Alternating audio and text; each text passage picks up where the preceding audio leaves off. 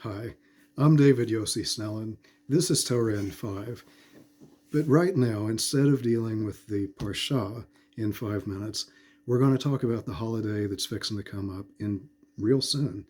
Monday night of 2021 begins Rosh HaShanah, and it continues until Tuesday and Wednesday night it ends. What is Rosh Hashanah? What's the point of it? Unfortunately, Rosh Hashanah and Yom Kippur are sometimes the only time that many American Jews even think about God or even go to synagogue. Well, that's not good. Rosh Hashanah is a really beautiful time. Rosh Hashanah means the head of the year. And it begins the 10 days of awe where that we are to really apply ourselves before Yom Kippur, the Day of Atonement. When we deal with Rosh Hashanah, we're dealing with something very beautiful. It's a time where we think about it. There's a shofar that's used, and the shofar is designed to wake people up. It was used to call people into order, to move in the camps. It was to announce certain things. It was to announce war. All of these things were done with the shofar. When we hear it blown, the purpose is also to wake us up, to call us to attention, to get us ready for our marching orders. It's the head of the year. It's a special time of year because we are to prepare ourselves all through the year, not just on Rosh Hashanah, not just on Yom Kippur, but it's a time where that God is especially open to us doing tshuva, to us turning completely around. And that's what tshuva is. It's knowing you're walking this way and it's not the right way. So you do a 180 and you come back, you return. That's beautiful. How many times have we all felt like that we've screwed up so bad that there's no way that Hashem can deal with us or love us? That's the beauty of the Torah. That is really the beauty of the Torah. Think about it. We don't have saints. We don't have people that never made mistakes. Every one of the patriarchs, every one of our heroes messed up.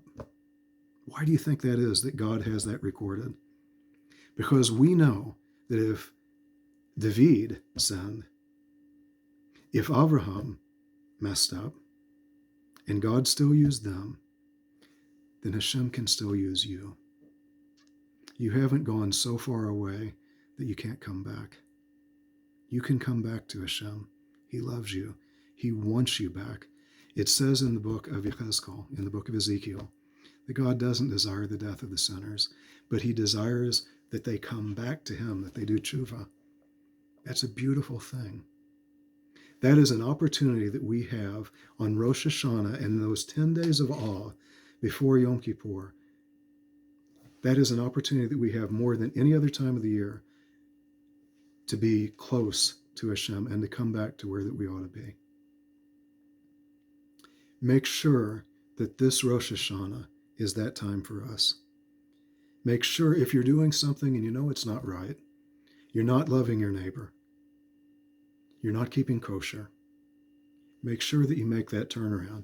I know that there are many people, I've seen this, and this amazes me all the time, who will keep kosher in the home, but they eat out in treif restaurants and they eat stuff outside the home. And I've always looked at that and I've thought, that's like a man saying, I'm faithful to my wife at home. When I'm on a business trip, you got to get your needs met. That's not how we're to live. We're to be in a relationship with God all the time. We're to be in love with God all the time. If right now you make an effort to take a step back towards Hashem, he'll be there. He loves you. He loves you more than you can even imagine. Use this Rosh Hashanah to not only come back to Judaism, to get deeper with Hashem, but to fall in love with him. The mitzvot are important. They're binding. We need to do them. But remember that one of the most important mitzvot is also v'ahavta et Adonai Elohecha, and you shall love the Lord your God. If we're not loving Hashem the way that we should, we're missing part of the mitzvot. Love God. Come back to him. Happy Rosh Hashanah.